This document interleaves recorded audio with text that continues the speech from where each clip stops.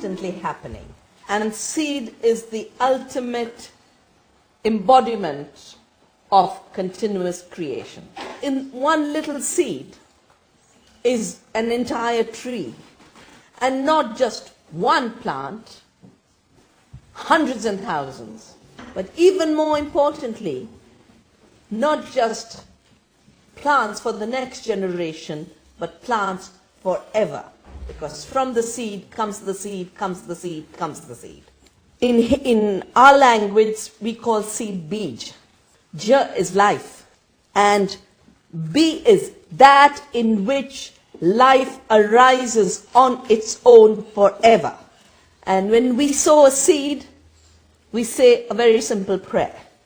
May this seed be exhaustless.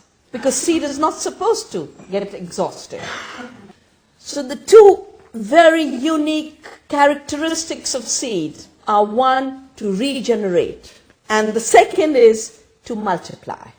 So it's in the very nature of seed to never run out. Now that's how nature has constantly created enough for people's need and enough for the future.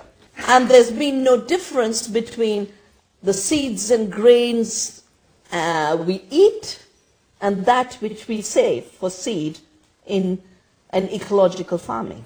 Now, as long as farming was done for food and for taste and was done so farmers have livelihoods, that's how it worked. You grew a crop, you saved some seed, you ate the rest, and you continuously had food. But a few decades ago, the big companies who had created chemicals, the chemicals that were used in the war, which were then used in agriculture, pesticides, herbicides, they started to get into the seed sector.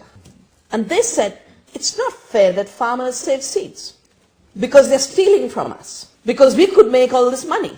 And that's how the corporations think just now. They first work out how they could make money, and if they can't, they define that as theft. I'll give you an example. Canada did not want to sell its water. Company wanted to buy its water and sell it in California. Canada said, we don't want to sell it. They sued the country. They sued British Columbia and said, you're stealing our profits. Now, these chemical companies did the same with seeds. They said, we have to have laws that prevent farmers from saving seeds. And normally when something so crazy is introduced in society, a very fancy word is created. They defined a term called intellectual property rights. And they said seed is their intellectual property. In order to define seed as their property, the companies realized that first they will modify it slightly. And that's why they created genetic engineering and transgenics, so that they bring a gene from a bacteria and put it into the plant and say, now we've made something new. Now we are creators, therefore we are owners. The fertility of the seed comes out of pollination. So in fact, for the next generation of the seed, you need fertilization. And fertilization is communication. It is a commons. It has to be shared.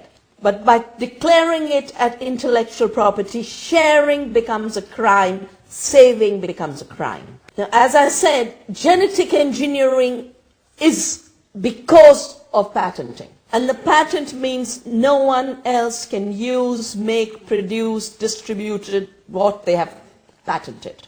And because patenting is related to collection of royalties, like rents, but you know, people collect rents from houses.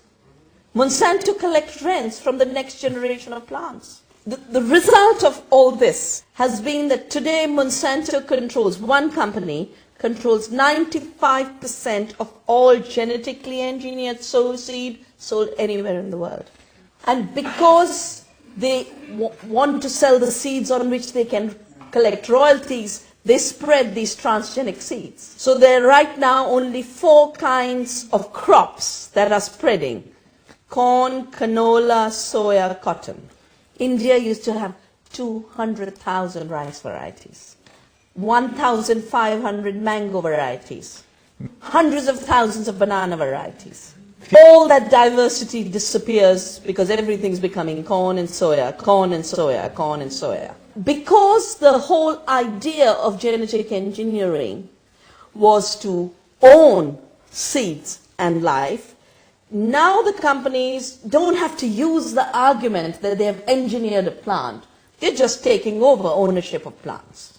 And these companies are now buying up all the local seed companies so that there's nothing but a monopoly. Only 5 companies control all the seed supply of the world.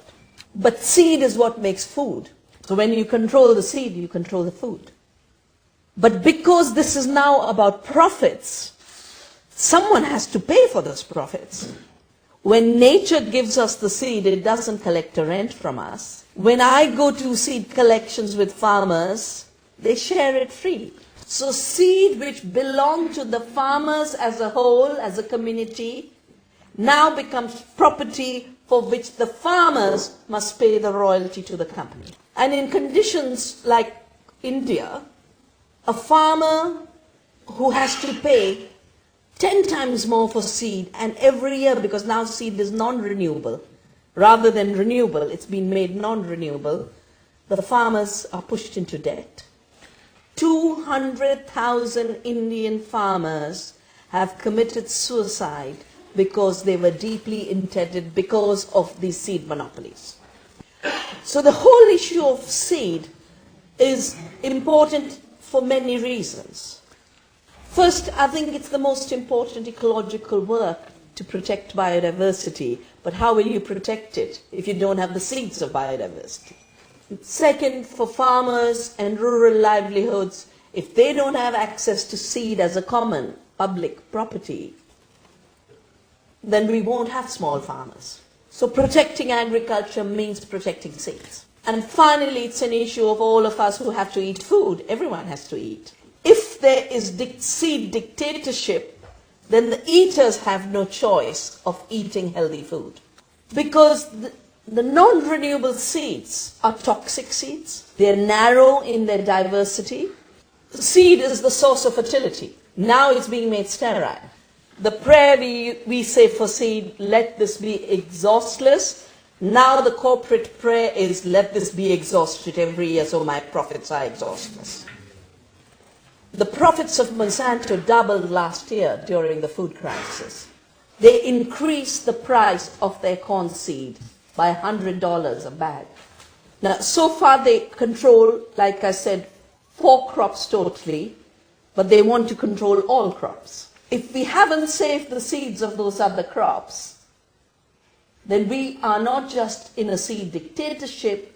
What is worse, we will have very large-scale disasters because they aren't smart enough to be able to engineer seed for a changing climate, or for all the diversity of climates the world has. So we can't afford to let seed be reduced to a monoculture and a monopoly. We have to keep it diverse, and we have to keep it decentralized in people's hands.